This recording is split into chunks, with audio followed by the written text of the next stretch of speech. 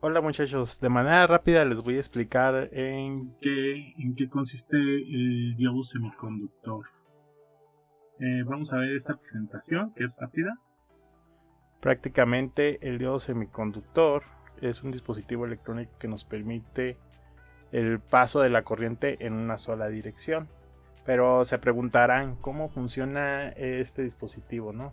El funcionamiento básicamente depende de la estructura del material con el que está compuesto. Ahorita vamos a explicar de manera resumida, ¿no?, cómo funciona.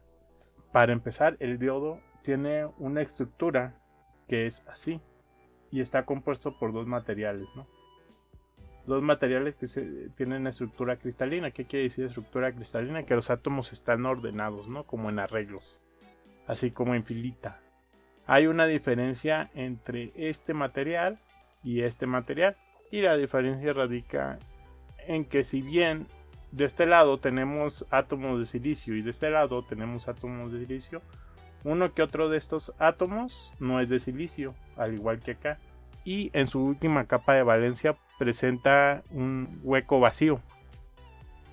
A ese hueco vacío le vamos a llamar como carga positiva, ¿sí?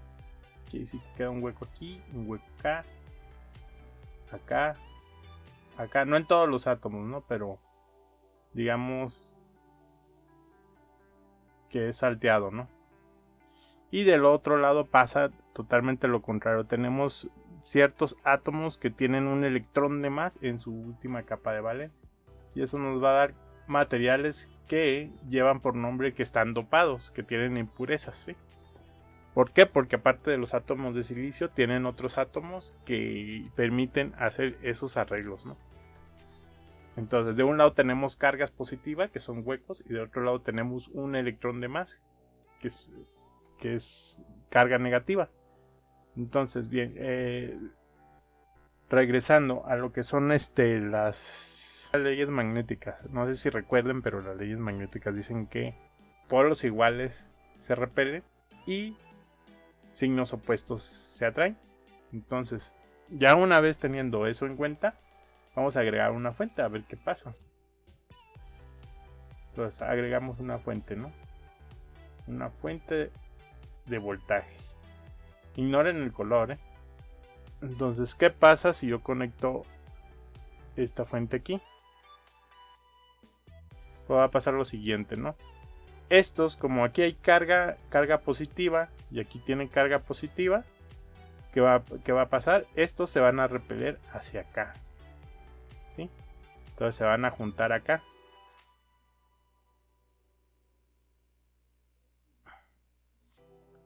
A este se le llama material N y a este material P. Se me olvidó mencionar eso, ¿no? Entonces se repele. ¿Y qué pasa con el signo contrario? También se repele. Entonces acá se van a juntar, porque se van a repeler de las extremidades. Y entonces se van a juntar acá. Y aquí a este paso se le llama recombinación. Es decir, porque estamos tan cerca las cargas negativas de las positivas que se recombinan. Acuérdense que se llegan, como son de signos opuestos, se llegan a atraer. Entonces se recombinan aquí. ¿Y qué creen? Permite el paso de la corriente. La corriente pasa. Pero si colocamos la fuente al revés, pasa totalmente lo contrario, ¿no? Vamos a colocar la fuente al revés. A quitar todo esto. Y colocamos la fuente al revés. Ahora ponemos los signos al revés. Y conectamos la fuente. Ahora, ¿qué pasa? Que como estos son signos diferentes, se van a atraer. Entonces las cargas positivas van a venir para acá, ¿no? Y las cargas negativas van a venir para acá. Entonces una vez que pase eso, se van a retirar de la unión. Y esta unión, que se llama unión PN, se va a agrandar. Entonces al agrandarse funciona como aislante. Lo que va a causar pues, que no circule corriente eléctrica. Entonces depende de la polaridad de la fuente, es como nos va a permitir el paso de la corriente. una cosa importante, aquí para que se lleve a cabo la recombinación se necesita de un voltaje umbral de recombinación. A este voltaje umbral muchas veces es para el silicio es de 0.7 volts. Eso quiere decir que la fuente mínimo debe de tener 0.7 volts para que pueda hacer la recombinación. De lo contrario, pues no se puede. Porque luego lo vamos a ver más adelante de otro modo, ¿no? Pero necesitamos un voltaje para realizar la recombinación. Entonces, se necesitan dos cosas, muchachos. Una, que el diodo esté polarizado de manera correcta. Y dos, que la fuente pueda suministrar suficiente voltaje para que se lleve a cabo el proceso de recombinación. Es decir, que aquí en la barrera esta se angoste tanto que permita el paso de la corriente, ¿sí? Entonces, regresando otra vez a la presentación. Ok, entonces el diodo nos va a permitir el paso de la corriente en una sola dirección. Ok, eso ya lo dijimos, ¿no? Entonces, hay ciertas cosas que hay que tener en cuenta cuando hacemos cálculos con diodos. Una es que podemos usar el modelo real como el que se muestra acá abajo, este de aquí. Pero el problema de usar el modelo real es que es demasiado complicado porque es no lineal. Y al ser no lineal y representarse por una función, pues nos va a hacer los cálculos muy complicados. Entonces, para ello tenemos otro modelo que se utiliza, que es el modelo lineal, el cual está representado por una fuente de voltaje que representa la recombinación y por una resistencia que representa esta subida. ¿Sí? Pero la mayoría de las aplicaciones, este es un modelo un poco más, un poco menos exacto que el modelo real. Pero aún así es complicado manejarlo. Entonces, para muchas de las aplicaciones que ustedes vayan a ver de diodos, se usa el modelo simplificado. El ideal no, porque es demasiado ideal y no toma en cuenta la recombinación, que es el factor más importante que debemos tomar en cuenta. Y aquí sí lo toma en cuenta, la recombinación. Es llegar al voltaje de BD, que es el voltaje de recombinación, conduce. Entonces vamos a ver una pequeña analogía, ¿no?, de lo que es el diodo. Y la analogía que hacen es que es a través de una válvula check. ¿Qué es una válvula check? Una válvula check es lo que impide que el agua de tu casa se regrese de nuevo por la instalación de la vía pública. Es decir, es una válvula que solo permite el agua en una sola dirección, ¿sí? Como lo podemos ver aquí. Aquí lleva una compuerta que tiene un resorte. Entonces al venir el agua pasa. Pero si nosotros intentamos pasar el agua del otro lado, tiene un tope que va a impedir que cuando la compuerta se cierre pase el agua, ¿no?, por el tope este.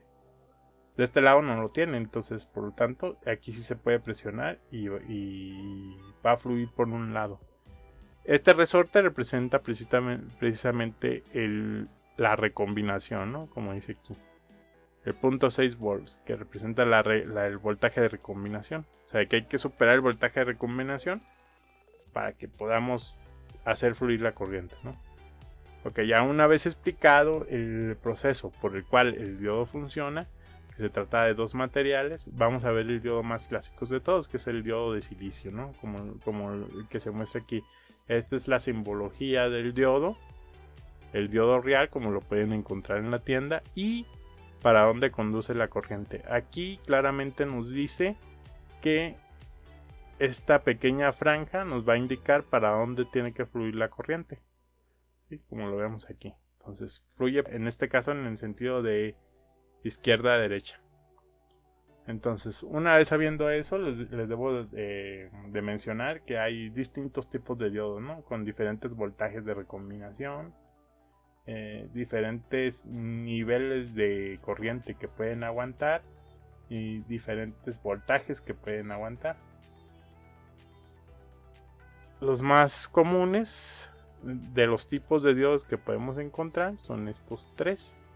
que es un encapsulado de plástico, que es este negro, un encapsulado de cristal, que este se usa más para diodos Zener, que veremos más adelante, y este que es un diodo de potencia, el cual lleva una carcasa de metal que le permite disipar calor y por lo tanto puede manejar mucha más corriente.